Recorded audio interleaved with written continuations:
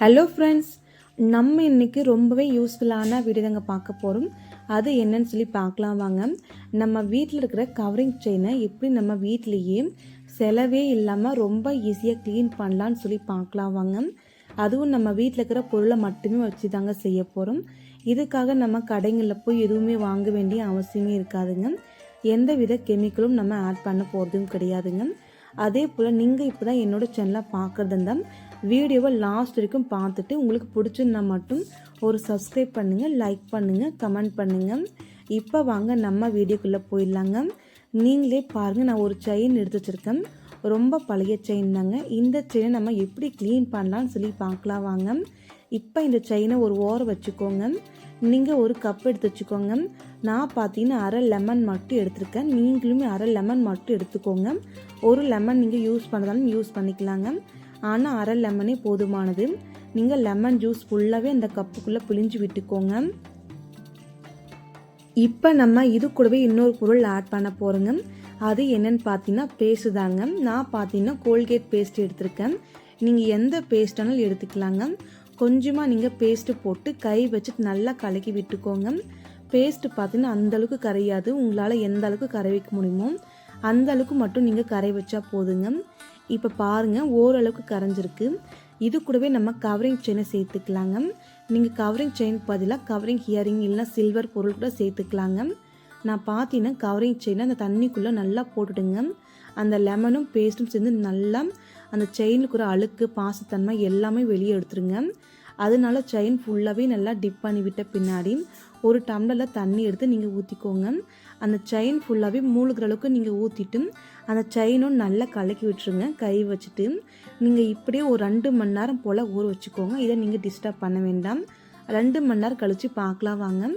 இப்போ பாருங்கள், 2 மணி நேரம் கழித்து அந்த செயினை நல்லா அழைச்சி எடுத்துக்கோங்க. இப்போ பார்க்கும்போது உங்களுக்கே நல்லா தெரியுங்க, நல்லா பளிச்சுன்னு இருக்கு. அதே போல் அந்த தண்ணிக்குள்ளே நல்லா பாசத்தன்மை, அதே போல் அழுக்குத்தன்மை எல்லாமே அந்த தண்ணிக்குள்ளே வந்திருக்குங்க. பார்க்கும்போது உங்களுக்கே நல்லா வித்தியாசம் தெரியுங்க. இப்போ நம்ம இந்த செயினை அந்த தண்ணிக்குள்ளே நல்லா அழைச்சி எடுத்துக்கோங்க. நல்லா அழைச்சிட்டு நீங்கள் இந்த கப்பை ஒரு ஓரம் வச்சுக்கோங்க. நம்ம வேற ஒரு பிளேட் எடுத்துக்கலாங்க. பிளேட் எடுத்துட்டு இந்த செயினை இதுக்குள்ளே வச்சுக்கோங்க. நான் பார்த்தீங்கன்னா க்ளீன் பண்ண நேரத்துலேயே கரண்ட்டு போயிடுச்சு. அதனால இந்த செயினுமே கப்பையுமே நான் வெளியில் கொண்டு போய் வச்சுட்டுங்க. இப்போ வாங்க நம்ம வெளியில் க்ளீன் பண்ணலாங்க. வெளியில் பாருங்கள், எந்த வித லைட்டும் இல்லாமல் ரொம்ப வெளிச்சமான இருக்கிறது தான் உட்காந்துருக்கேன். இப்போ நான் இதை க்ளீன் பண்ணிடலாங்க. நீங்கள் பார்த்துக்கோங்க, ஒரு ஷாம்பு எடுத்துகிட்டு கொஞ்சமாக நீங்கள் போட்டுக்கினா போதுங்க. எந்த ஷாம்புனாலும் நீங்கள் போட்டுக்கலாங்க. ஷாம்பு கொஞ்சமாக போட்டுட்டு நீங்கள் ஒரு ப்ரஷ் எடுத்துக்கோங்க. யூஸ் பண்ணாத ஒரு ப்ரஷ் எடுத்துட்டு நீங்கள் அந்த ஷாம்பு அந்த தண்ணி டிப் பண்ணினாங்க அந்த செயின் மேலே நல்லா தேய்ச்சி விடுங்க. நீங்கள் கரெக்டாக ஒரே 1 நிமிஷம் போல் மட்டும் தேய்ச்சா போதும். அதிக நேரம் நீங்கள் தேய்க்க வேண்டாங்க. தேய்க்கும் போது உங்களுக்கே நல்லா தெரியுங்க, அந்த அழுக்குத்தன்மை பாசத்தன்மை எல்லாமே செயினுக்குள்ளே இருந்துச்சுன்னா அதெல்லாம் வெளியே வந்துடுங்க. அந்த செயினோட முன்னாடி பின்னாடி எல்லா சைடுமே நீங்கள் தேய்ச்சி விடுங்க. இதை தேய்ச்சிட்டு பாருங்கள் எந்த அளவுக்கு க்ளீனாக இருக்குன்னுட்டு. இப்போ கப்புலேருந்து தண்ணி இருந்துச்சு இல்லையா, அந்த தண்ணியை ஊற்றி நீங்கள் நல்லா அழைச்சிக்கோங்க. அழைச்சிட்டு முன்னாடி அந்த கப்பில் மிச்சம் தண்ணி இருந்துச்சு இல்லையா, அந்த தண்ணியை நீங்கள் கீழே ஊற்றிக்கோங்க. இந்த கப்பையும் எடுத்து ஒரு ஓரம் வச்சுக்கோங்க. நம்ம வேறொரு கப்பில் தண்ணி இட்டு வந்துடலாங்க இந்த செயினை நம்ம அழைக்கிறதுக்காக.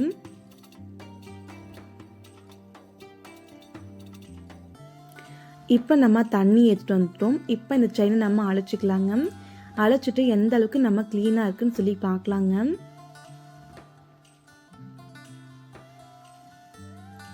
அதே போல் இந்த பிளேட்டையும் நம்ம க்ளீன் பண்ணிட்டு வந்துடலாங்க.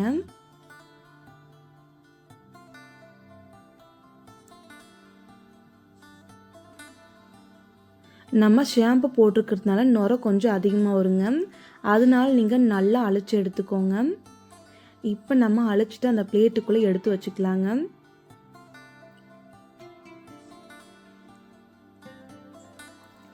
இப்போ இந்த தண்ணி எடுத்து ஒரு ஓரம் வச்சுக்கோங்க.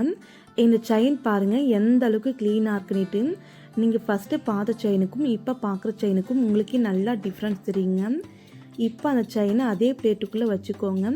பிளேட்டுக்குள்ளே வச்சுட்டு நீங்கள் மஞ்சள் தூள் சேர்த்துக்கோங்க. மஞ்சள் தூள் 1/4 டீஸ்பூன் போல் மட்டும் நீங்கள் சேர்த்துட்டு அந்த செயின் மேலே நீங்கள் நல்லா தேய்ச்சி விட்டுருங்க. ஒரே ஒரு செகண்ட் போல் மட்டும் நீங்கள் தேய்ச்சி விட்டால் போதுங்க. அதிக நேரம் நீங்கள் தேய்க்க வேண்டிய அவசியம் இருக்காது. இப்போ நம்ம தேய்ச்சி விட்டாச்சு. இப்போ நம்ம தண்ணி ஊற்றிட்டு வாஷ் பண்ணிக்கலாங்க. இப்போ பாருங்கள், தண்ணி ஊற்றிட்டு நம்ம வாஷ் பண்ணி காமிக்கிறோம். அந்த செயினில் நல்லா மஞ்சள் தன்மை தெரியுங்க. அதனால நீங்கள் ஃபஸ்ட்டு நல்லா அலசி எடுத்துட்டு இந்த தண்ணி எடுத்து நீங்கள் ஒரு ஓரம் ஊற்றிக்கோங்க. ஊற்றிட்டு மறுபடியுமே நீங்கள் தண்ணி ஊற்றிட்டு அலசிட்டு பாருங்கள். முன்னை விட இப்போ மஞ்சள் தன்மை எல்லாமே போயிருக்குங்க. இப்போ பாருங்கள், செயின் ஃபுல்லாகவே நம்ம நல்லா அழைச்சிட்டுங்க. அழைச்சிட்டு அந்த பிளேட்டுக்குள்ளேயே நீங்கள் வச்சுக்கோங்க. முன்ன பார்த்த செயினுக்கும் இப்போ பார்த்த செயினுக்குமே உங்களுக்கு நல்லா வித்தியாசம், நல்லா டிஃப்ரென்ஸ் தெரியுங்க. ரொம்பவே சூப்பராக இருக்குது, நல்லாவே பளிச்சுன்னு இருக்குங்க. இப்போ இந்த செயினை பிளேட்டுக்குள்ளேயே நீங்கள் வச்சுக்கோங்க. அடுத்து நம்ம பவுடர் சேர்த்துக்கலாங்க. கொஞ்சமாக நீங்கள் பவுடர் சேர்த்தா போதும், அதிக பவுடர் சேர்க்கணுன்னு அவசியம் இல்லைங்க. நீங்கள் எந்த பவுடர் வேணாலும் சேர்த்துக்கலாங்க. கொஞ்சமாக நீங்கள் பவுடர் சேர்த்துட்டு அந்த செயின் ஃபுல்லாகவே அப்ளை பண்ணி விட்டுருங்க. அப்ளை பண்ணி விட்ட பின்னாடி நீங்கள் தண்ணியில் வாஷ் பண்ணக்கூடாது.